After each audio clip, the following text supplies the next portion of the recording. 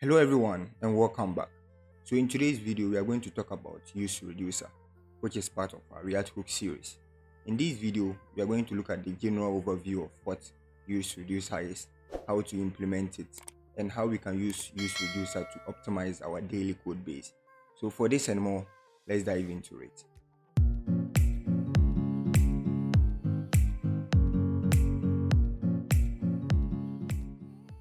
Alright, so useReducer is a similar hook just like useState, alright, which means useReducer is used to store state or data of a component, right?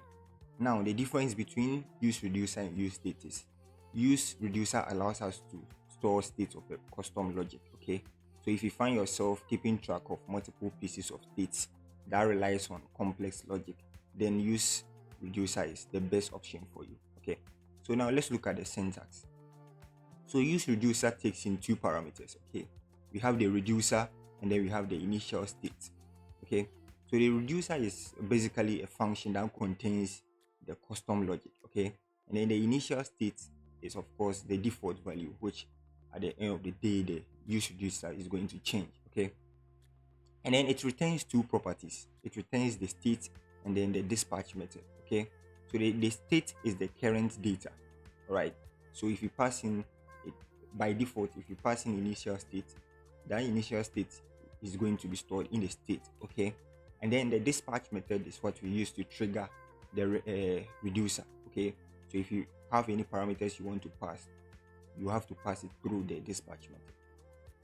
Now let's look at a code example that I've already implemented. Okay, so as usual, we first have to import our useReducer. Okay, let me increase the font size a bit. Okay, let me see. Great, I think it's fine now.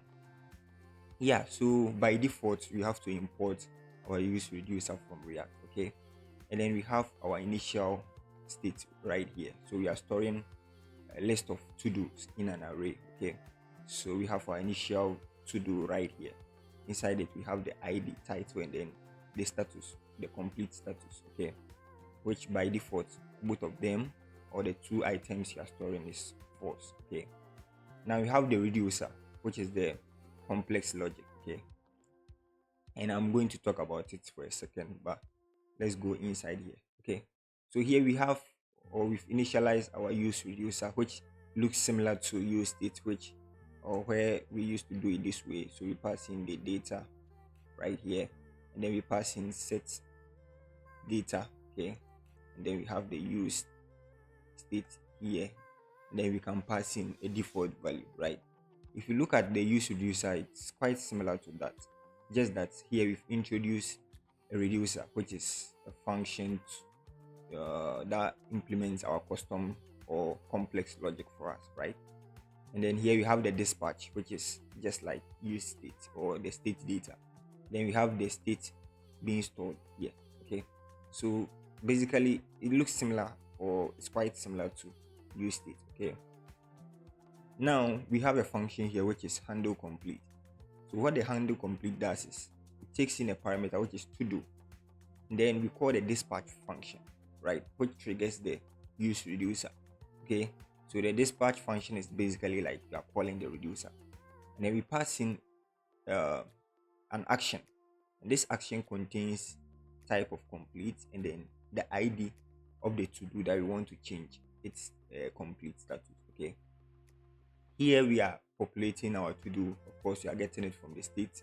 We map it, and then we kind of have a check button right here, or an input element with check button, and then we have the check complete, and then the title right here. Okay, so once we call this dispatch, what it does is it calls this reducer. Okay, and then passes in the state, which is the current value of our useReducer, of course the to do. Okay, and then here we check if the action, which is the parameter we pass in here, right, we check if the action type, which is this one, if it's complete, then means we just have to change the state of the value. Okay, so we kind of check if the to do ID is equal to the action ID. Mind you, we pass in an ID here. Okay, so we look through the to do we have. look for the one that matches this ID.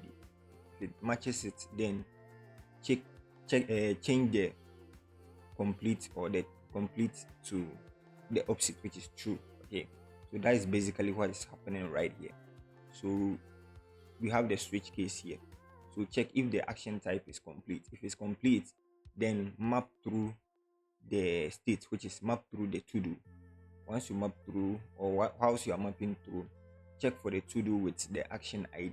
And then now what you have to do is change its complete type to do complete. So we are negating it here, right? So that is basically how the reducer is also. Okay, so I'm just going to run my application, npm run dev, which is, let's take a look at how the application looks. All right, so as you can see, this the two to dos we have. Right now, when I click on this one, you see that it changes it to complete, right? Where we could now see our check button active. Right, when you click on this one, it toggles it for us. When you click on it again, it changes it, so it kind of negates it. Okay, so if you look at the complex logic here, whatever is coming, we negate it. Okay, yeah, so I think that is it, right? So we have the two to dos, and then with the help of a reducer, we are able to select or change the state, right? Change the data in our state, which is basically what reducer does, right? So if you are dealing with an application where you have a state that depends on complex logics, please don't use state, right? Use reducer to optimize your application. Yeah, hope this video was a really quick one, and I hope you enjoyed it. If you did, kindly click on the subscribe button, like this video, share the video with friends, and see you in the next one. Happy coding.